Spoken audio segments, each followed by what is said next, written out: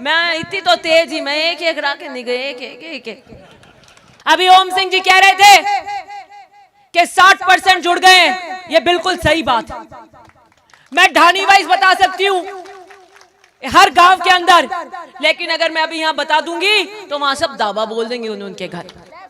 देखो लेफ्ट देखो, राइट देखो, कोई बाहर से नजर आ रहा है तो आप देखिए कि वो एक चीज तो मान रहे हैं कि भीड़ हो रही है। ओसिया के मतदाता आप शेर हैं। 25 साल की उम्र उनकी उम्र रही होगी। कोई संसाधन हमारे पास उस वक्त नहीं हुआ करते थे, हमारी आर्थिक स्थिति भी कोई बहुत बढ़िया नहीं हुआ करती थी। मेरे परदादा जी घी का व्यापार करते थे, क्योंकि वहां चाटी के धोरों में कोई खेती तो उस वक्त होती नहीं थी, पशुधन रखते थे। घी के व्यापार में ड्राई फ्रूट, मेवा, इसका आदान प्रदान करके काम चलाते थे। बलदेव राम जी उस वक्त दरबार में थे, पढ़े लिखे थे, और इधर चौधरी लक्ष्मण जी एकदम बड़े सक्षम परिवार में थे। जाट बोर्डिंग के अंदर वो 21 रुपए बलदेव राम जी और 11 रुपए मदेना साहब के दादाजी चंदा देते थे कि हमें गांव में जो व्यक्ति बैठा है, जो खेती करता है, जो काश्तकार है, काश्तकार कोई एक जाति का नहीं होता, हर एक व्यक्ति जो खेती करता है वो किसान की श्रेणी में आता है। उस काश्तकार की क्या दुविधाएं, कैसे हम उसको ऊपर लेकर आए, कैसे उसका जीवन यापन हो, कैसे उसको संबल मिले, इसके लिए अनेकों काम उन्होंने करे। सीलिंग एक्ट वो लेकर आए। खेती के हमारे नाम कोई जमीन नहीं हुआ करती थी, किसकी जमीन उसकी जो जोते उसकी।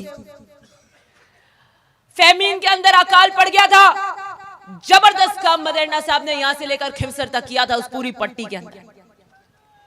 फिर हमारे पास आर्थिक स्थिति ठीक नहीं थी, बीज लेना, ये करना, तो उन्होंने कोऑपरेटिव के ढांचे को मजबूत किया ताकि आपको आर्थिक लेन देन करके उधार केवाईसी मिल सके, आप अपनी खेती कर सके। वो राजस्थान में कोऑपरेटिव के पुरोधा माने जाते हैं, जनक माने जाते हैं। कोई कह रहा है कि ये जो भीड़ हो रही है ये उनकी माताश्री जो है वो कोऑपरेटिव की है लंबे समय से, इसलिए भीड़ हो रही है। कोई कह रहा है बीजेपी में कि ये भीड़ बाहर से आ रही है, तो आप देखिए कि वो एक चीज तो मान रहे हैं कि भीड़ हो रही है। ये नहीं कह रहे नहीं हो रही, कि हाँ हो रही है, जबरेल हो रही है और बाहर से हो रही है। तो मैं आप सबको कहती हूं, बहुत दूर दूर नहीं, अपने अगल अगल और बगल बगल में एक बार झांक के देखो। लेफ्ट देखो, लेफ्ट देखो, राइट देखो, कोई बाहर से नजर आ रहा है तो वो ओसिया की जनता का अपमान कर रहे हैं। जो ओसिया की जनता के निर्णायक कदमों का अपमान कर रहे हैं, वो ओसिया की कर्मठ यही की जनता को बाहरी बता रहे हैं। वो आपको बाहरी कह रहे हैं, वो आपको बाहरी कह रहे हैं। यह अपमान है आपका। हाँ, ये कहते हैं कि ठीक है, जनता का मन हो सकता है, जनता का मन है वो किसके साथ जाए, यही तो लोकतंत्र है। लोकतंत्र के अंदर हम आए, पुनः चुनाव लड़ने आए हैं कि जनादेश जिसको मिलेगा वो विधानसभा की सीढ़ियां चढ़ेगा। हाँ, आपकी भीड़ कम हो रही है, ये सब देख रहे हैं। हमारी नामांकन रैली थी, नामांकन रैली से पूरे ओसिया के जनता ने, हर वर्ग ने चलकर मेरे को पर्चा भराया, और इसलिए भराया कि नहीं, हम जाएंगे, हम दिव्या का पर्चा भराएंगे, उस लड़की को ये नहीं लगे कि वो अकेली खड़ी है, हम उसके साथ खड़े हैं। आप आशीर्वाद देने आए थे मुझे, आप मुझे वो संबल देने आए थे एक परिवार के रूप में, जो मेरे पिता शायद मुझे देते कि नहीं, हम खड़े हैं दिव्या तुम्हारे साथ, भाई बनकर, पिता बनकर खड़े हैं। उठो, तुम लड़ाई करो, पीछे देखने की जरूरत नहीं है, हमने मोर्चा संभाल रखा है, तुम तो चलती चलो, कदम रखती चलो। मैंने आपके आशीर्वाद विश्वास के बलबूते पर मैंने कहा कि ओसिया का चुनाव शेरनी की तरह लड़ूंगी, और इसलिए कहा कि ओसिया के मतदाता आप शेर हैं,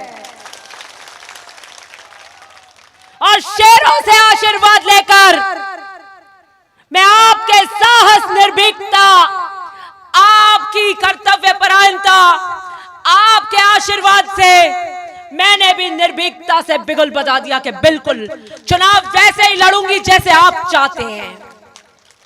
ओसिया की जनता चाहती है, ओसिया की जनता ने मन बना लिया है कि हमारा नेतृत्व दबंगाई से चुनाव लड़े, और मैं वही करती हूं जो आप चाहते हो, मैं वही बोलती हूं जो आप चाहते हो। आप चाहते हो कि नहीं दिव्या हमारी लड़ाई लड़ो, तो मैं आपकी लड़ाई लड़ती हूं। मुझे खुशी है कि आज मेरे पिता जब देख रहे होंगे कि दिव्या 2023 के चुनाव में आज जब अकेले चुनाव लड़ रही है, तो बरसों तक इन पट्टी के गांवों में जो हमने काम किया, जो रिश्ता जोड़ा, आज वो सब उसके साथ खड़े हैं। मुझे खुशी है कि मैं आज आपके बीच में 5 साल के बाद जब अपना लेखा जोखा देकर पुनः आपके बीच में दोबारा आई हूं, तो काम के आधार पर आई हूं।